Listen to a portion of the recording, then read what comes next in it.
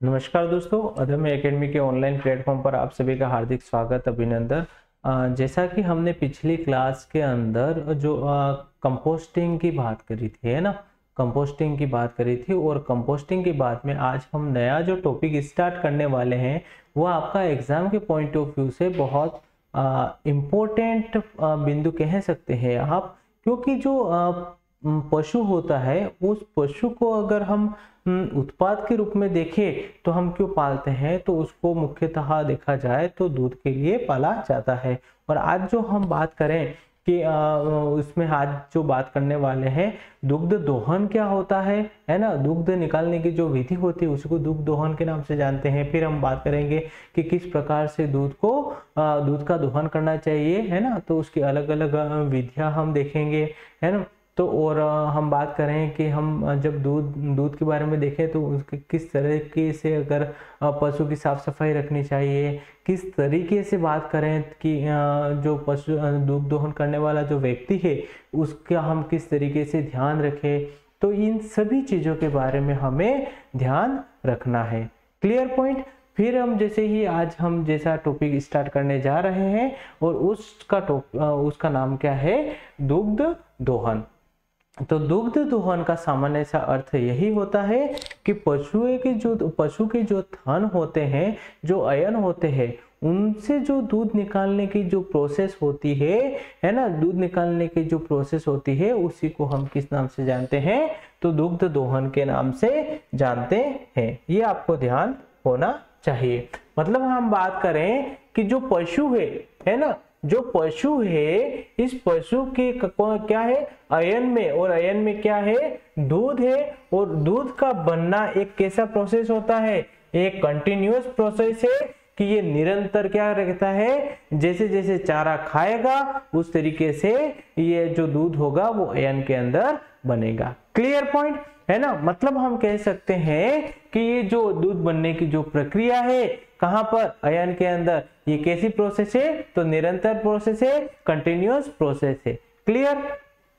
फिर हम नेक्स्ट बात करें कि जो अयन है ना, जो अयन है उसमें जो दूध होता है ना, जो दूध होता है उसको एकत्र करने वाले सभी भागों में क्या भर जाते हैं, दूध भरने के बाद मतलब यानी कि कोई भी चीज होती है, हम देखेंगे कोई भी चीज हो तो वो क्या होता है, जैसे कि खाली है तब तक तो फास्ट, लेकिन अगर बात करें कि भरने आ गई है, या फिर जैसे कि हम इस बोतल की ही बात करें तो इस बोतल की अगर बात करें तो यहाँ पर जैसे ये पानी खाली है तो यहाँ पर अगर जैसे पानी भरेंगे तो यहाँ पर जब पानी भरेंगे तो पानी कैसे भरेंगे, बहुत फास्ट से भर जाएगा जब तक स्पेस है। लेकिन अगर स्पेस नहीं होगा तो जो ये प्रोसेस है भरने की, वो प्रोसेस कैसी हो जाएगी, तो वो धीरे हो जाएगी। और उसी प्रकार से अगर हम देखें कि अयन में भी यही होता है कि अगर जो थन होते हैं उसमें अगर दूध भर जाता है और भरने के बाद में क्या हो जाता है, एक समय ऐसा आता है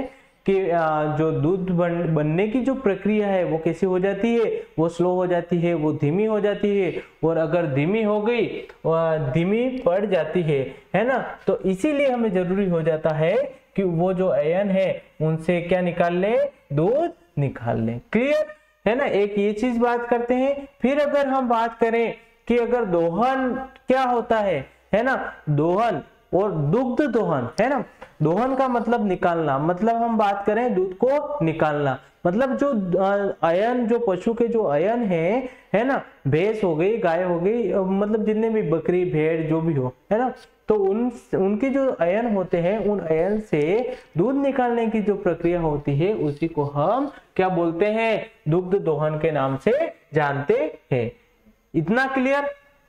फिर बात करें हम जो दुधारू पशु होते हैं, जैसे गाय होगी, भैंस होगी, बकरी, है ना, बकरी, भेड़, तो ये सारे जो पशु होते हैं दुधारू पशु, है ना। दुधारू जो पशु, जैसे बात करें गाय और भैंस की, और गाय और भैंस में जो अयन कितने होते हैं, तो 4 अयन होते हैं, है ना, गाय और भैंस में। लेकिन हम बात करें कि बकरी के अंदर तो अयन कितने पाए जाते हैं, 2 पाए जाते हैं। तो ये भी आपको जानकारी ध्यान होनी चाहिए। मतलब दुधारू पशु के 4 थन होते हैं और प्रत्येक थन में क्या होती है, एक थन नलिका होती है। और हम बात करें कि इसमें क्या होता है, एक थन सिस्टर्न होता है। और हम बात करें इसमें और क्या होता है, तो थन के भीतर क्या होता है, एक थन सिस्टर्न, और उसमें क्या होती है, ग्रंथि सिस्टर्न में खुलती है ना। तो ये आपको ध्यान रखना है। और जो ग्रंथि सिस्टर्न होती है वो क्या होती है, किस आकार की होती है, तो गोल आकार की होती है या फिर अंडाकार आकार की होती है, ये ध्यान आपको रखना है। फिर बात करें हम, है ना, हम बात करें कि एक जो ग्रंथि जो सिस्टर्न जो होती है उसमें कितना 500 से कितना 600 ग्राम दूध एकत्रित करने की क्षमता होती है, ये भी आपको ध्यान रखना है। फिर हम बात करें कि एक जो ग्रंथि सिस्टर्न होती है उसमें 42 से लगाकर कितने 50 तक की दूध नलिकाएं आकर खुलती है, कितनी 42 से लगाकर 50, है ना, ये आपको ध्यान रखना है। फिर हम बात करें कि जो प्रत्येक दूध नलिका होगी, प्रत्येक दूध नलिका होगी वो बहुत सी छोटी छोटी नलिकाओं में विभाजन होती है ना, बहुत सारी छोटी छोटी नलिकाओं में विभाजन होती है। और जो छोटे नलिका होते हैं उनके जो किनारे होते हैं, जो शिरे पर एक क्या पाया जाता है, तो एक लोब्यूल पाया जाता है। और इस लोब्यूल के अंदर बहुत सारे क्या मिलते हैं, एल्वियोलाई होती है, एलोवेलाई होती है, और उसी के अंदर क्या बनता है, आपका दूध बनता है। मतलब मैंने क्या बात की कि थन है ना, थन में नलिका है और उस नलिका में एक क्या है, थन सिस्टर्न है। और ये जो थन सिस्टर्न है ये कहाँ खुलता है, थन ग्रंथि के अंदर खुलता है। और ध्यान रखना जो थन सिस्टर्न है उसका आकार अंडाकार होगा या फिर गोल होगा। क्लियर। फिर एक जो सिस्टर्न ग्रंथि है ना, ये कितना दूध एकत्रित करने की क्षमता रखती है, लगभग 500 से लगाकर 600 ग्राम दूध, है ना। एक सिस्टर्न, एक ग्रंथि सिस्टर्न की बात हो रही है, कितना दूध एकत्रित करने की क्षमता रखती है, 500 से लगाकर 600 ग्राम। फिर हम बात करें कि एक सिस्टर ग्रंथि जो होती है वो 42 से एक जो सिस्टर ग्रंथि हमने देखी थी और उस सिस्टर ग्रंथि में 42 से लगाकर 50 तक जो दूध नलिकाएं आकर खुलती है। और बात करें कि हम प्रत्येक जो दूध नलिका होती है वो बहुत सी छोटी छोटी नलिकाओं में विभाजन होता है। और अगर हम बात करें कि जो छोटी नलिका है वो जाकर कहां खुलती है, लोब्यूल में खुलती है ना, किसमें खुलती है, लोब्यूल में।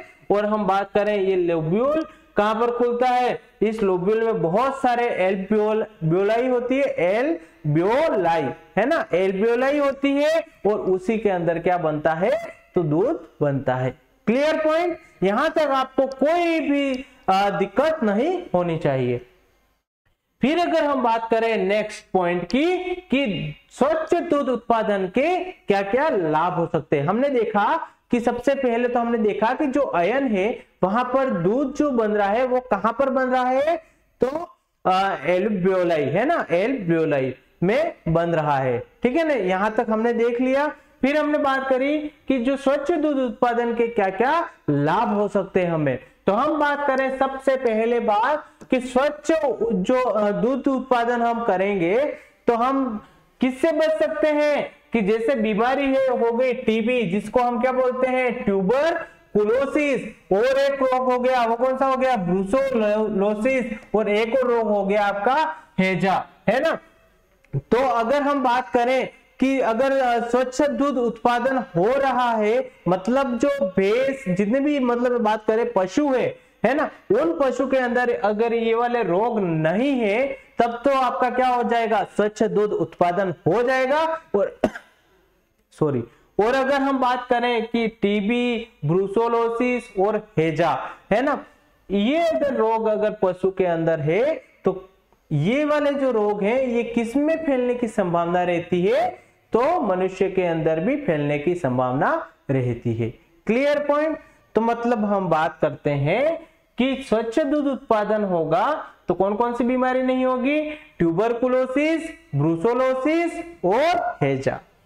फिर हम बात करें नेक्स्ट पॉइंट की, तो नेक्स्ट पॉइंट अगर बात करें कि अगर हम बात करें कि जो स्वच्छ दूध की बात करें तो स्वच्छ दूध होगा तो वो ज्यादा समय तक भी क्या होगा, खराब नहीं होगा। मतलब हम कह सकते हैं कि स्वच्छ जो दूध होता है वो बिना खराब हुए कितने समय तक, अधिक समय तक क्या रखा जा सकता है, तो सुरक्षित रखा जा सकता है। Clear point. अगर हम बात करें कि जब हम स्वच्छ दूध उत्पादन की बात करें तो इसमें उत्तम गुणवत्ता के क्या बनाए जा सकते हैं, उनसे प्रोडक्ट बनाए जा सकते हैं। जैसे हम बात करें क्या, मक्खन, घी, पनीर। और किसकी बात की हमने, मक्खन, घी और पनीर की बात की। तो हम इस प्रकार से दूध से ये उत्पाद भी बनाए जा सकते हैं। फिर और क्या फायदे हो सकते हैं, अगर हम बात करें कि जो स्वच्छ दूध होता है उसका सेवन अगर मनुष्य करे तो उनका जो स्वास्थ्य होता है वो भी कैसा रहता है, बहुत अच्छा रहता है। क्लियर। तो अब आपको समझ में आ गया होगा कि स्वच्छ दूध अगर हम उत्पादन करेंगे तो क्या क्या लाभ हो सकते हैं उनके। तो हमने यहाँ पर सारी चीजें जान ली। एक तो बीमारी से बचा जा सकता है, ज्यादा समय तक उसको सुरक्षित रखा जा सकता है और उससे विभिन्न प्रकार के स्वच्छ प्रोडक्ट का फॉर्मेशन किया जा सकता है। मक्खन हो गया, घी हो गया, पनीर हो गया। क्लियर। फिर हमने बात करें कि स्वच्छ दूध को पीने वाले का स्वास्थ्य भी कैसा रहता है, तो अच्छा रहता है। क्लियर। यहां तक आपको बातें समझ में आ गई होगी। फिर हम बात करें नेक्स्ट बात करें तो स्वच्छ दूध उत्पादन के कौन कौन से सिद्धांत हमें अपनाने चाहिए। सबसे पहले तो आपको ध्यान रखना है, क्या ध्यान रखेंगे, पशु का स्वास्थ्य। पशु के स्वास्थ्य के बारे में भी ध्यान रखना है कि पशु का स्वास्थ्य अच्छा है या फिर नहीं है। अगर अच्छा नहीं है, वो बीमार है, तो उसका इलाज करवाएं और इलाज करवाने तक आपको दूध का सेवन नहीं करना चाहिए। और किन किन चीजों का अगर कर भी रहे तो किन किन चीजों का ध्यान रखना है वो भी देख लेते हैं। जैसे दुधारू पशु कैसे होते हैं, पूर्णतया स्वस्थ एवं कैसा होना चाहिए, पूर्णतया स्वस्थ होना चाहिए और उसको किसी भी प्रकार का रोग नहीं होना चाहिए। फिर हम बात करें कि पशु के किसी भी प्रकार की बीमारी, जैसे बात करें ट्यूबरकुलोसिस, फिर बात करें कि खुरपका, मुंहपका, है ना, हम बात कर रहे थे ना फुट एंड माउथ डिजीज, जिसे हम किस नाम से जान रहे थे, FMD के नाम से जान रहे थे। और अगर हम बात करें थन से रिलेटेड बीमारी, जो सबसे बड़ी कौन सी, थनेला, है ना, तो ये जो रोग है वो पशु के अंदर नहीं होने चाहिए। और हमें ध्यान रखना है कि अगर पशु के अंदर ये रोग है तो मनुष्य में भी फैलने की संभावना रहती है। क्लियर। फिर बात करें हम पशु की सफाई की, मतलब बात करें कि जब भी हम दूध निकालने जाएं तो उससे पूर्व हमें पशु की अच्छी तरह से क्या कर लेनी चाहिए, सफाई कर लेनी चाहिए। जैसे बात करें कि उसके जो पिछले हिस्से की सफाई कर ले, फिर हम बात करें उसके कोल की सफाई कर ले, बात करें उसके थन की सफाई कर ले और बात करें उसके गादी की सफाई कर लेनी चाहिए। Clear point. तो आपको ध्यान रखना है कि एक तो हमने देखा पशु का स्वास्थ्य कैसा होना चाहिए, अच्छा होना चाहिए, और दूसरी चीज देखी पशु की सफाई भी होनी चाहिए। क्लियर। फिर हम बात करें नेक्स्ट पॉइंट की, तो नेक्स्ट पॉइंट में है कि हमें एक और चीज क्या ध्यान रखनी है कि दूध जो भी दोहने वाला व्यक्ति है उसका भी स्वास्थ्य और सफाई का ध्यान रखना चाहिए।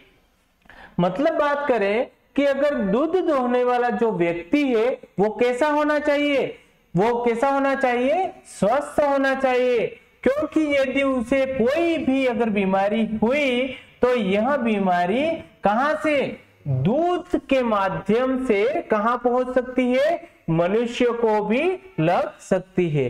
मतलब हम बात करें कि जो दूध दोहने वाला जो व्यक्ति है वो कैसा होना चाहिए, तो वो पूर्णतया क्या होना चाहिए, तो स्वस्थ होना चाहिए। अगर दूध दोहने वाले व्यक्ति को कोई किसी प्रकार की अगर बीमारी है तो वो बीमारी दूध से, और दूध कौन सेवन करेगा? मनुष्य सेवन करेगा, और वो बीमारी कहाँ आ जाएगी? मनुष्य के अंदर प्रवेश कर जाएगी। इसीलिए हम बात करें कि जो दूध दोहने वाला जो व्यक्ति है उसका स्वास्थ्य भी कैसा होना चाहिए? तो उत्तम होना चाहिए। क्लियर? फिर हम बात करें कि दूध जो भी निकाल रहा है ना, कोई भी, या तो फिर मेल हो या फिर फीमेल हो, तो अपने जो उनके जो हाथ होते हैं उनको किससे धोना चाहिए? साबुन से पूर्ण साफ करें।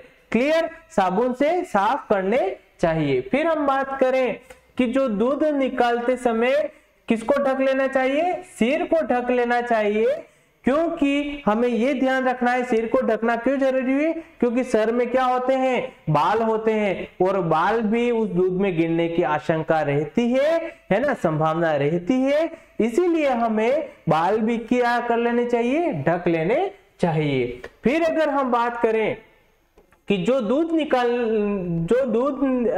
है उसको निकालते समय क्या नहीं पीनी चाहिए? बीड़ी नहीं पीनी चाहिए, सिगरेट नहीं पीनी चाहिए, है ना।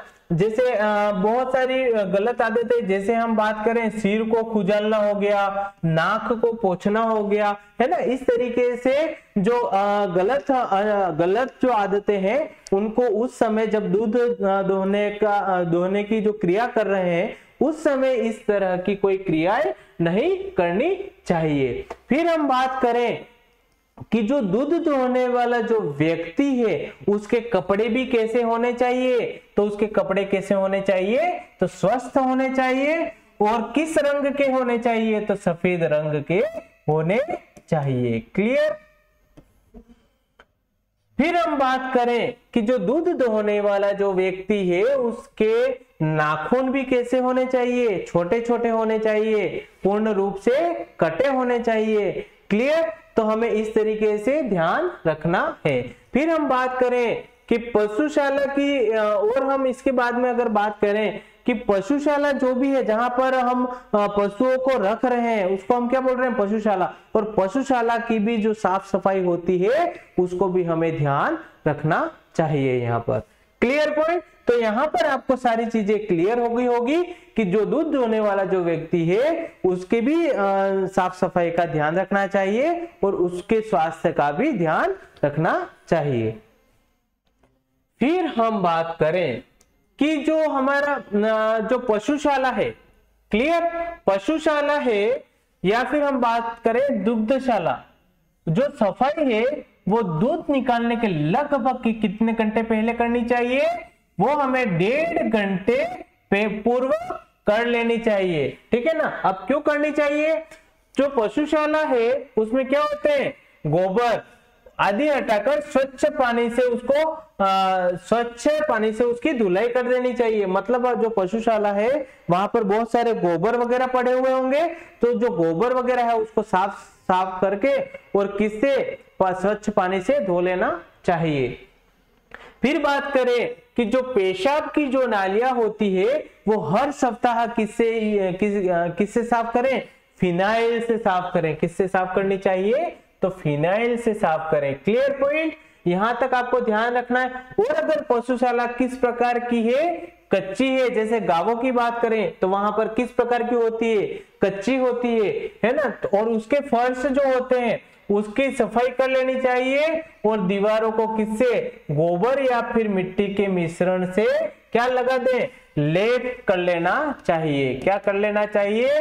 लेप कर लेना चाहिए। इतना आपको ध्यान रखना है। फिर अगर हम बात करें पशुशाला की जो बनावट होती है कि इस प्रकार हो जिससे कि आसानी से कम श्रम के अंदर उसको साफ किया जा सकता है। मतलब पशुशाला की जो बनावट होनी चाहिए वो बहुत अच्छी होनी चाहिए। फिर हम बात करें कि पशुशाला के साथ में जुड़ा हुआ जो दूध का जो कमरा होता है वो पशुशाला के किस दिशा में होना चाहिए?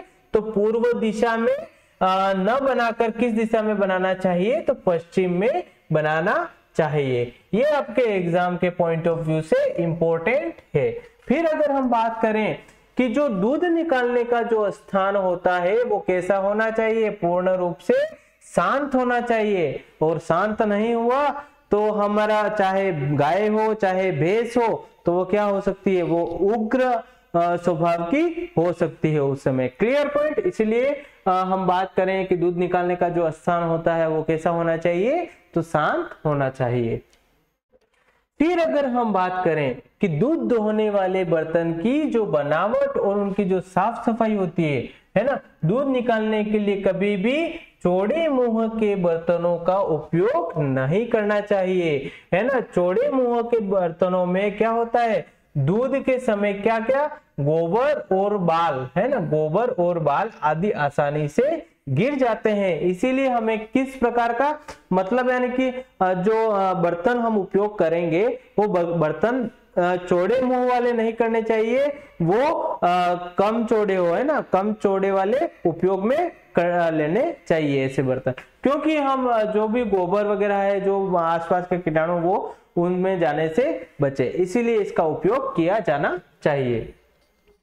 फिर अगर हम बात करें किस प्रकार दूध निकालने के लिए किस प्रकार के मुंह वाली बाल्टी का उपयोग लेना चाहिए, बंदाकार, है ना, छोटे मुंह वाला। फिर हमने बात करी कि जो हम बात करें दूध निकालने से पूर्व जो बर्तन और बाल्टियों को किससे धोना चाहिए, तो स्वच्छ पानी से धो लेना चाहिए। और दूध निकालने के बाद में बर्तनों को क्या कर लेना चाहिए, निर्जलीकृत कर ले। इसके लिए बर्तनों को साफ पानी से धोने के बाद में किससे, गर्म पानी से और सोडा डालकर बर्तनों को ब्रश से रगड़कर धो लेना चाहिए। तो इन चीजों का आपको ध्यान रखना है। फिर अगर बात करें कि और अंतिम में हम बात करें कि उबला हुआ जो पानी है और भाप से धोकर धूप में उल्टा करके रेक पर रखना है ना। और भी हम बात करें कि ये जो बर्तन होते हैं इनको हम कौन से जल से धोते हैं, क्लोरीन जल से भी धोया जा सकता है। तो ये इन चीजों का आपको ध्यान रखना है। यहां तक आपको सारी चीजें क्लियर हो गई होगी। फिर अगर हम बात करें नेक्स्ट कि जो पशु को चारा खिलाने की विधि कौन कौन सी होनी चाहिए। अगर हम बात करें जो दुधारू पशु है ना, जो दुधारू पशु है, दूध निकालने का जो समय है उससे 1 घंटे के पूर्व क्या खिलाना चाहिए, चारा खिला देना चाहिए। क्यों? क्योंकि जो चारा खिलाने के तुरंत बाद में दूध निकालने से क्या हो जाएगा, चारे के जो कण है वो वातावरण में तो रहते ही है, आपको ध्यान है ना, ध्यान है। इसीलिए ये क्या कर सकते हैं, तो दूध में गिर कर दूध को क्या कर सकते हैं, गंदा कर सकते हैं। तो इन चीजों का आपको ध्यान रखना है कि किन चीजों का ध्यान रखेंगे कि 1.5 घंटे पहले या फिर 1 घंटे पहले चारा खिला लेंगे। क्लियर।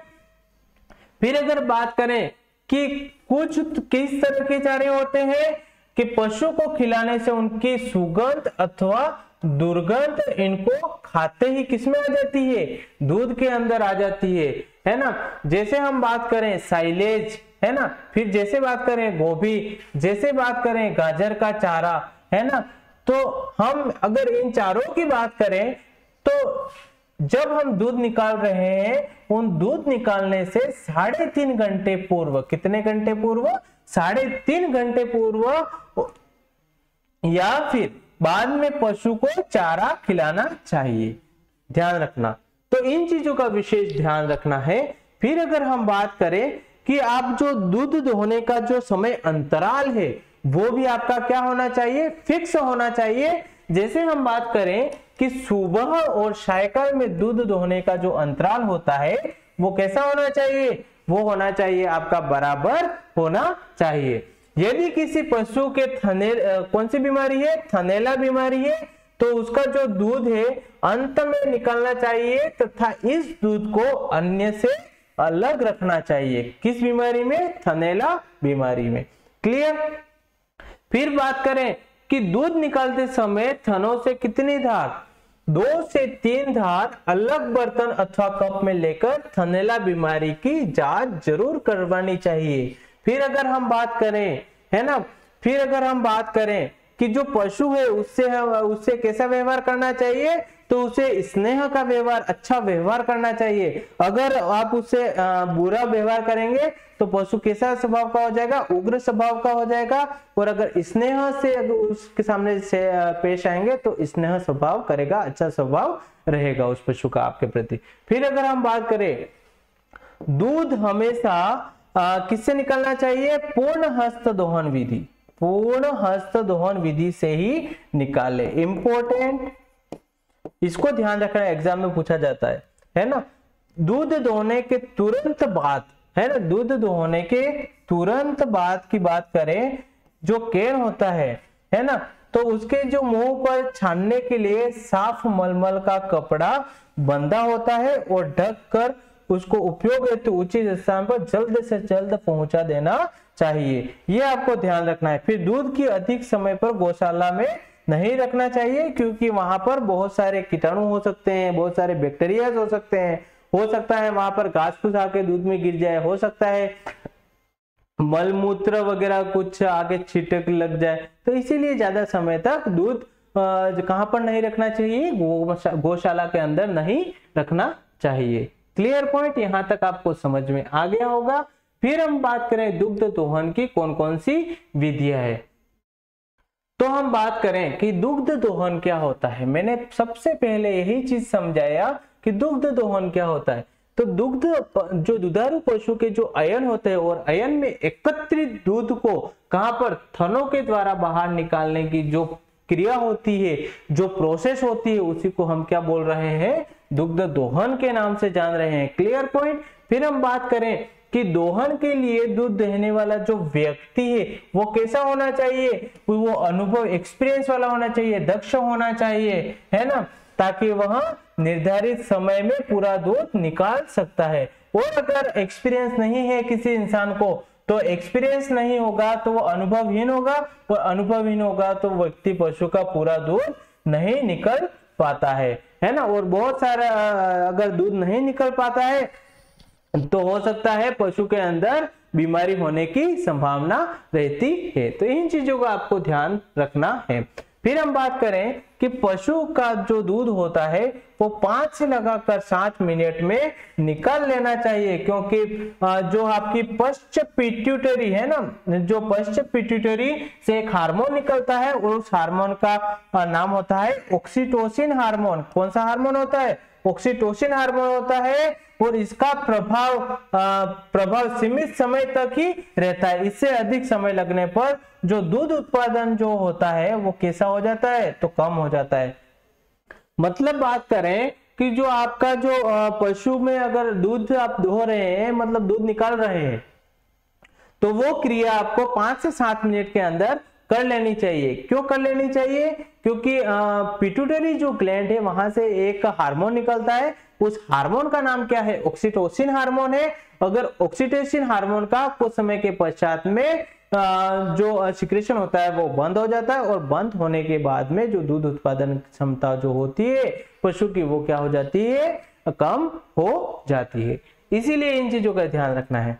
फिर हम बात करें कि पशुओं में जो दूध निकालने की कितनी विधियां प्रमुख है, तो 2 विधियां प्रमुख है। सबसे पहले तो हम बात करें किसके द्वारा, हाथ के द्वारा दूध दोहन, मिल्किंग बाय हैंड की बात करें, है ना, तो सामान्यतः पशुपालकों द्वारा हाथ से ही दूध दुहा जाता है।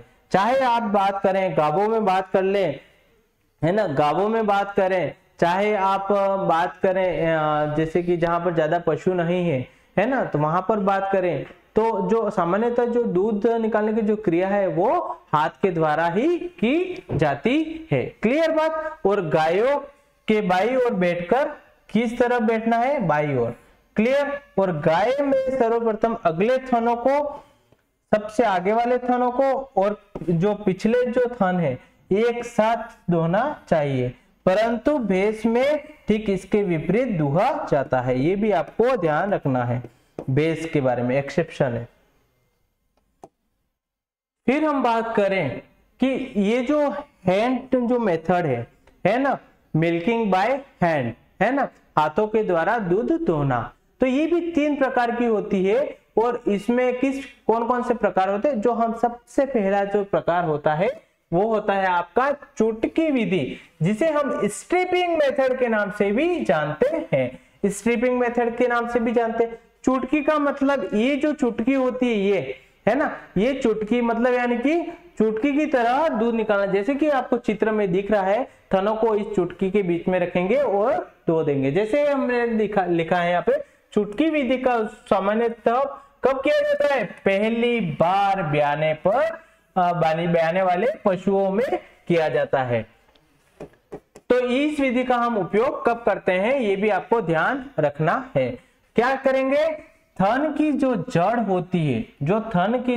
होती है, को अंगूठे और उसके पास वाली अंगुली के बीच मजबूती से पकड़कर थन को उसी स्थिति में नीचे की ओर खींचते हैं। कहां पर खींचेंगे? नीचे की ओर खींचेंगे और एक ऊपर से नीचे तक हाथ को खिसकाते हुए दूध का धार निकाला जाता है। और ये किन पशुओं में उपयोग में ली जाती है? तो पहली बार ब्याने वाले जो पशु होते हैं उसमें उपयोग में ली जाती है। कौन सी विधि? तो चुटकी विधि। Clear point? यहां तक आपको समझ में आ गई होगी सारी चीजें। फिर अगर हम बात करें, एक और विधि आती है और उस विधि का नाम है अंगूठा विधि। और अंगूठा विधि की बात करें तो इस तरीके से दूध को दोहा जाता है। क्लियर पॉइंट है ना? तो अंगूठा विधि जैसा चित्र में आप देख रहे हैं, है ना, ये जो चित्र बना हुआ है ये देख रहे हैं, ये कौन सी विधि है? तो अंगूठा विधि है। तो अंगूठा विधि में क्या होता है? थन को चारों उंगलियों और मुड़े हुए अंगूठों के बीच में दबाकर दूध निकालते हैं। ये आपको ध्यान रखना है। लेकिन बात करें कि ये जो विधि है ये इतनी अच्छी विधि नहीं है, क्योंकि पशु को इसमें क्या होता है? कष्ट होता है, जिससे पूरा दूध पशु का जो पूरा दूध होता है वो नहीं उतरता है। तो ये आपको ध्यान रखना है। कई बार बात करें कि अंगूठे के दबाव के कारण थन को भी क्या पहुंचती है? नुकसान पहुंचता है, उसको क्षति पहुंचती है। तो ये आपको ध्यान रखना। और इस विधि के द्वारा अगर बात करें तो लगातार दूध निकालने से क्या हो जाते हैं? पशु के थन खराब हो जाएंगे, पशु के अयन खराब हो जाएंगे, है ना। तो खराब होने की संभावना रहती है, ये बात करेंगे। फिर हम बात करें कि कभी कभी अयन के अंदर क्या हो जाता है? गांठें पड़ जाती है। क्या हो जाता है? गांठें पड़ जाती है। कहां पर? अयन के अंदर। और इस विधि, ये जो विधि है इसको हम दूध निकालने का उपयुक्त विधि नहीं माना जाता है। Clear point? तो यहाँ पर जो अंगूठा विधि है वो उपयुक्त विधि नहीं है, ये आपको ध्यान रखना है। फिर हम नेक्स्ट बात करें, है ना, नेक्स्ट बात करें तो एक होता है आपका पूर्ण हस्त दोहन विधि, फुल हैंड मेथड्स, है ना। जैसे कि यहाँ पर आप देख रहे हैं, है ना, थन को चारों उंगलियों में घेरकर मुट्ठी द्वारा दूध निकाला जाता है। Clear point? ये बहुत इंपॉर्टेंट विधि है, पूर्ण हस्त दोहन विधि। इस विधि में हाथ की जो मुठ होती है वो एक ही स्थान पर रहती है। क्लियर पॉइंट है ना? कहां पर रहेगी? एक ही स्थान पर रहेगा। और जो थन होंगे थन पर एक समान प्रेशर पड़ता है और एक समान दबाव पड़ता है। और हम जिससे क्या करते हैं, जो थन होते हैं वो क्या नहीं होते हैं? तो खराब नहीं होता है। और थन का जो दूध ग्रंथि होती है, ग्रंथि सिस्टम में वापस नहीं जा पाता। तो इन चीजों का आपको ध्यान रखना है। फिर अगर हम बात करें कि अगर हमने जो दूसरी विधि देखी, उन सभी विधियों में से, है ना, जो ये वाली जो विधि है, कौन सी विधि? पूर्ण हस्त दोहन विधि, है ना। इसमें क्या होता है? दूध अधिक तेजी से निकाला जा सकता है। तो ये भी आपको ध्यान रखना है। फिर अगर हम बात करें कि ये जो विधि है वो एक मध्यम या फिर बड़े पशुओं के लिए उपयोग में ली जाती है, एक ये चीज ध्यान रखनी है। और हम बात करें कि इस विधि में दूध निकालने में पशुओं को किसी भी प्रकार का कष्ट नहीं होता, इसीलिए इस विधि को क्या विधि मानते हैं? उपयुक्त विधि माना जाता है। क्लियर? उपयुक्त विधि मानते हैं इस विधि को। फिर हम बात करें नेक्स्ट, है ना, नेक्स्ट हम बात करें कि जो दूध दोहने की जो क्रिया है वो मशीन के द्वारा भी की जाती है। और मशीन के द्वारा कब करेंगे? तो मशीन के द्वारा हम बात करें कि जैसे कि हम बात करें फैक्ट्री की, है ना, बात करें बड़ी बड़ी गौशाला की बात करें, तो वहां पर जो दूध दोहने की जो क्रिया है वो किसके द्वारा? मशीनों के द्वारा भी किया जाता है। जैसा कि आप मशीन में देख रहे हैं, यहाँ पर 4 ये नलिका होती है ना, जो थन पे चढ़ा दी जाती है और प्रेशर के कारण है ना, प्रेशर फिक्स कर दिया जाता है, उससे दूध दुहा जाता है। जैसे हम बात करें कि जहां पर दुधारू पशुओं की संख्या कैसी हो, अधिक हो, जैसे मैंने गौशाला की बात करी है ना, वहां पर दूध मशीन के द्वारा दूध निकाला जाता है। एक ये चीज ध्यान रखनी है। और मशीन में कितनी 4 थन नलिकाएं होती है, जिनको थनों कहां पर चढ़ाते हैं, थनों पर चढ़ाकर क्या चालू करते हैं, प्रेशर चालू किया जाता है और उसके बाद में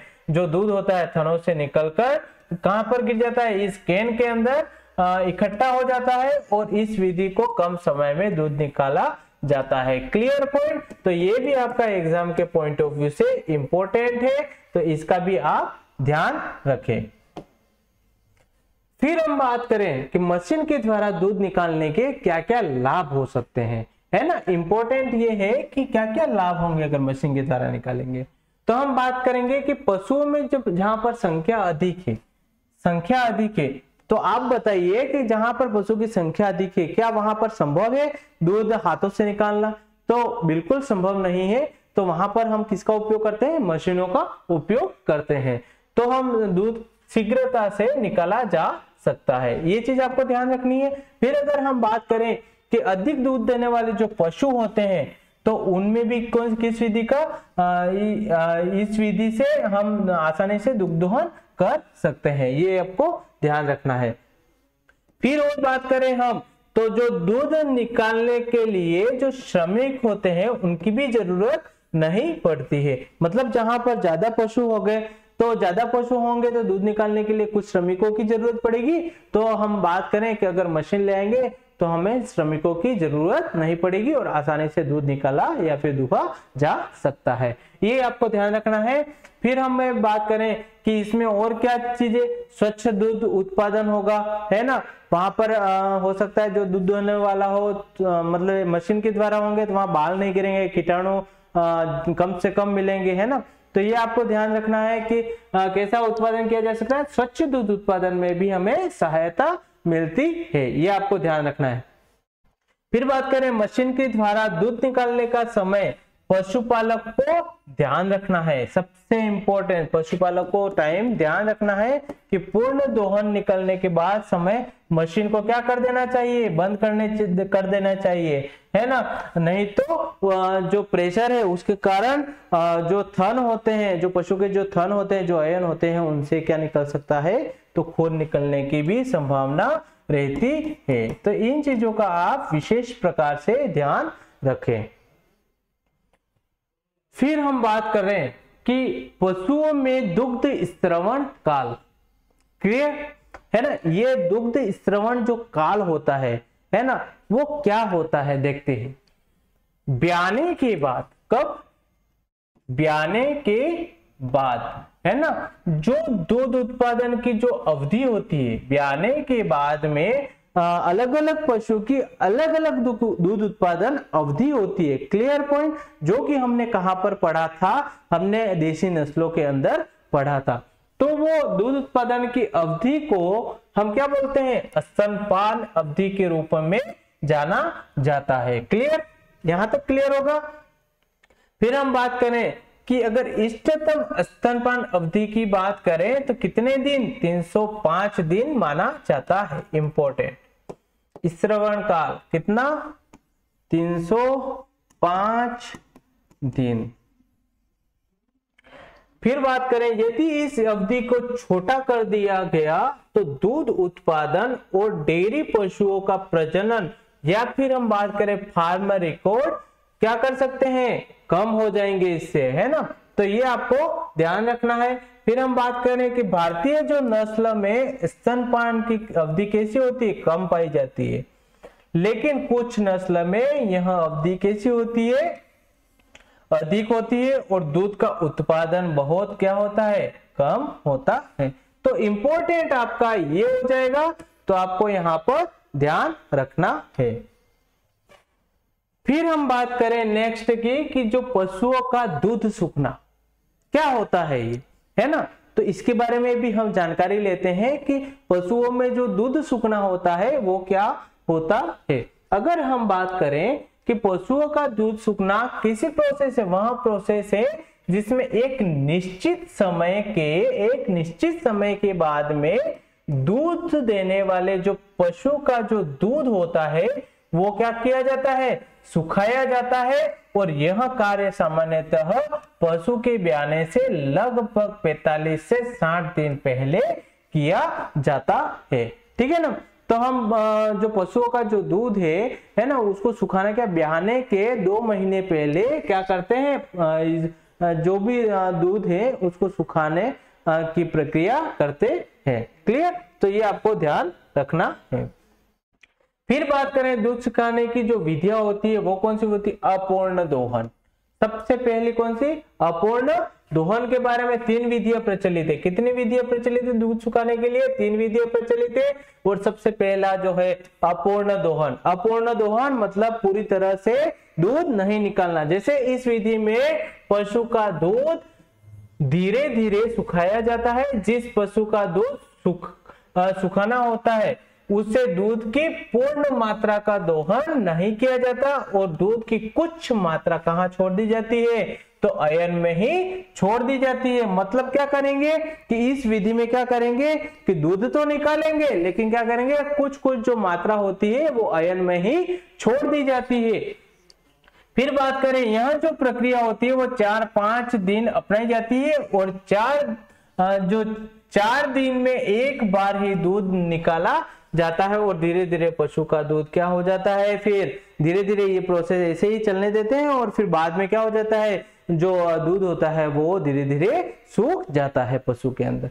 तो ये इन चीजों का ध्यान रखना है। फिर हम बात करें कि एक मेथड होता है इंटरमिटेंट दोहन, है ना, इंटरमिटेंट दोहन, है ना। ये क्या होता है, अगर बात करें कि इस विधि में जो पशु होता है, पशु का केवल दिन में कितनी बार, एक बार ही दूध निकाला जाता है। किस विधि में, इंटरमिटेंट विधि के अंदर। और ये जो प्रक्रिया है वो कितने दिन अपनाते हैं, 5 से 7 दिन अपनाते हैं। और इसके उपरांत 2 दिन में एक बार दूध निकाला जाता है और अंत में दूध निकालना क्या कर देते हैं, बंद कर देते हैं। अंत में दूध निकालना क्या कर देंगे, बंद कर देंगे। तो इन चीजों को ध्यान रखना है कि इंटरमिटेंट जो विधि होती है तो दिन में एक बार ही दूध निकालते हैं और 4-5 दिन में फिर लास्ट में अंतिम में फिर हम क्या करेंगे, दूध निकालना बंद कर देंगे और दूध सूख जाएगा धीरे धीरे। क्लियर। फिर हम बात करें पूर्ण दोहन बंद करना, है ना, कंप्लीट सिसेशन, है ना। पूर्ण दोहन बंद करना कि हम क्या बोलते हैं, इसको समझते हैं कि ये जो विधि है इसमें केवल उन पशुओं का दूध सुखाया जाता है जो कितना 10 लीटर तक प्रतिदिन दूध देते हैं। मतलब ये वाली जो विधि है उसको हम कहाँ उपयोग करते हैं, उन पशुओं में उपयोग करते हैं जहां पर 10 लीटर तक प्रतिदिन दूध देने वाले जो पशु होते हैं उनमें उपयोग किया जाता है। फिर बात करें कि इससे अधिक दूध देने वाले जो पशु को इस विधि से नहीं सुखाया जाता, है ना। अगर इससे ज्यादा जैसे 10 लीटर तो ये नॉर्मल हो गया। अगर हो सकता है कोई पशु हो वो 12 लीटर, 15 लीटर, 20 लीटर, 25 लीटर तक अगर दूध दे रहा है तो हम बात करें कि उन पशुओं के लिए इस विधि का उपयोग नहीं किया जाता, है ना। यह विधि उपरोक्त दोनों विधियों से कम उपयुक्त मानी जाती है। इसको भी आपको ध्यान रखना है ना। तीनों विधियों के नाम याद होने चाहिए और तीनों विधियों के बारे में आपको ध्यान होना चाहिए कि कौन कौन सी विधि में क्या क्या हो रहा है। फिर बात करें हम किसकी, है ना, ये जो विधि है इसमें पशु का दूध निकालना क्या कर देते हैं, पूर्ण बंद कर देते हैं, पूरी तरह से बंद कर दिया जाता है, जिससे दूध के जो दबाव के कारण जो अयन होते हैं उसमें दूध का बनना जो होता है एक निश्चित दबाव के बाद में स्वतः ही क्या हो जाता है, बंद हो जाता है। और हम बात करें यह बना हुआ जो दूध होता है वो स्वतः ही दूध ग्रंथियों द्वारा क्या कर लिया जाता है, एब्जॉर्ब कर लिया जाता है, अवशोषित कर लिया जाता है और इस प्रकार पशुओं का दूध क्या किया जाता है, सुखाया जा सकता है। तो इन चीजों का आप ध्यान रखें। फिर हम बात करें कि क्या क्या सावधानी रखें, ना। सावधानी मतलब बात करें कि जो दूध होता है उसको सुखाने के बाद में पशु के चारों थनों में थनैला रोग से बचाव की ट्यूब चढ़ा देनी चाहिए। इंपॉर्टेंट ध्यान रखना है इन चीजों का, है ना। फिर हम बात करें कि पशु का जो दूध सुखाते समय उसकी शारीरिक जो अवस्था होती है वो कैसी होनी चाहिए, ठीक होनी चाहिए। तो ये भी आपको ध्यान रखना है। और फिर हम अंतिम रूप से बात करें कि हम दूध सुखाने के क्या क्या लाभ हो सकते हैं। हम बात करें कि पशु के जो दुधारू जो अंग होते हैं, जो अयन होते हैं, है ना, उनको क्या मिल जाता है, एक तो आराम मिल जाएगा। मतलब रोज मतलब हम बात करें कि इससे क्या हो जाएगा, पशु के जो दुधारू जो अंग है, जैसे अयन होते हैं, उनको क्या मिल जाता है, आराम मिल जाता है। फिर हम बात करें भ्रूण का विकास कैसा होता है, ठीक तरीके से होता है, ठीक तरीके से होगा, क्योंकि जो पोषक तत्व है वो दूध उत्पादन में उपयोग लिए जा रहे होते हैं और भ्रूण विकास में उपयोग में आते हैं। तो हम बात कर सकते हैं कि भ्रूण का विकास भी अच्छे तरीके से होगा और पशु अपने शरीर के लिए कौन से तत्व, पोषक तत्व की पूर्ति कर लेता है, जिससे उसके शारीरिक अवस्था में सुधार हो जाता है। ये चीज आपको ध्यान रखनी है। और बात करते हैं हम, पशु आने वाले ब्यात में कैसा दूध देगा, बहुत ज्यादा दूध देगा, अत्यधिक मात्रा में दूध देगा। इसीलिए हमें इन चीजों की ध्यान रखने हैं। मतलब हमने यहाँ पर आज की जो क्लास हुई है उसमें हमने क्या क्या देखा है, हमने देखा है कि जो दूध दोहने वाली जो प्रक्रिया है ना, जो दूध दोहने वाली जो प्रक्रिया है, जिसे हम दुग्ध दोहन के नाम से जान रहे थे कि कैसे दो रहे थे और कैसे बन रहा था दूध, वो चीजें हमने देखी। फिर स्वच्छ दूध उत्पादन के लाभ देखे कि क्या क्या लाभ हो सकते हैं। फिर हमने देखा कि स्वच्छ दूध उत्पादन के क्या क्या सिद्धांत है, वो भी हमें ध्यान रखने हैं। फिर हमने बात करी कि दूध दोहने वाले जो व्यक्ति है उसका मतलब यानी कि स्वास्थ्य का ध्यान रखना चाहिए। और स्वास्थ्य के बाद में हमने देखा था यहाँ पशु का स्वास्थ्य कैसा हो, पशु की साफ सफाई कैसी हो, है ना, इनके बारे में हमने देखा। फिर हमने देखा कि पशुशाला के बारे में क्या क्या उसकी साफ सफाई का ध्यान रखें। फिर हम बात करें पशु को चारा खिलाने की भी विधि हमने ध्यान रखी, कब चारा खिलाना चाहिए। फिर हमने देखा दुग्ध दोहन की विधियां देखी, इसमें सबसे महत्वपूर्ण जो विधि है वो कौन सी है, हाथ द्वारा दूध दोहन, मिल्किंग बाय हैंड, जो अधिकतर गांवों में उपयोग में ली जाती है। फिर हम बात करें इसमें फर्स्ट हमने चुटकी विधि का उपयोग किया, जो पहली बार पशु के ब्याने पर इस विधि का उपयोग किया जा रहा था। फिर हमने बात की अंगूठा विधि, है ना, जिसको उपयुक्त विधि नहीं मानते हैं, ये भी हमने बात की। फिर हम बात करते हैं कि पूर्ण हस्त दोहन विधि, फुल हैंड मेथड के नाम से भी जानी जाती है, और ये दूध निकालने की सबसे उपयुक्त मेथड मानी जाती है। ठीक है ना, एक चीज ये ध्यान रखें। फिर हम जो गौशाला है, बहुत ज्यादा मात्रा में अगर पशु की संख्या है तो वहां पर हम किसका उपयोग कर रहे थे, मशीनों का उपयोग कर रहे थे। तो और दूध जो हो रहा था वो 4 थन नलिकाओं से फिर हम प्रेशर चालू कर रहे थे और उससे दूध का दोहन हो रहा था। तो इन चीजों के बारे में हमने अध्ययन किया। फिर हमने देखा कि मशीन के द्वारा दूध निकालने के क्या क्या लाभ हो सकते हैं, तो वो हमने देखा। फिर हमने देखा कि पशुओं में दुग्ध स्त्रवण काल कितना होता है, 305 दिन। ठीक है ना। फिर हमने देखा कि पशुओं का दूध सूखना क्या होता है और किन किन विधियों के द्वारा, विधियां कौन कौन सी होती है, तो उसमें अपूर्ण दोहन हमने देखा, है ना। फिर हमने देखा कि इंटरमिटेंट दोहन था और एक था पूर्ण दोहन, है ना, पूर्ण रूप से बंद कर दिया जा रहा था उसमें दूध। फिर हमने देखा कि क्या क्या सावधानियां रखनी चाहिए, उनके बारे में हमने अध्ययन किया। और अंतिम रूप से दूध सुखाने के क्या क्या लाभ हो सकते हैं, इन चीजों के बारे में हमने अध्ययन किया। तो आपको ये सारी चीजें बहुत इम्पोर्टेंट है और इन चीजों के बारे में आपको ध्यान रखना है। हम जो नेक्स्ट क्लास होगी उसमें फिर से मिलेंगे। धन्यवाद। जय हिंद, जय भारत।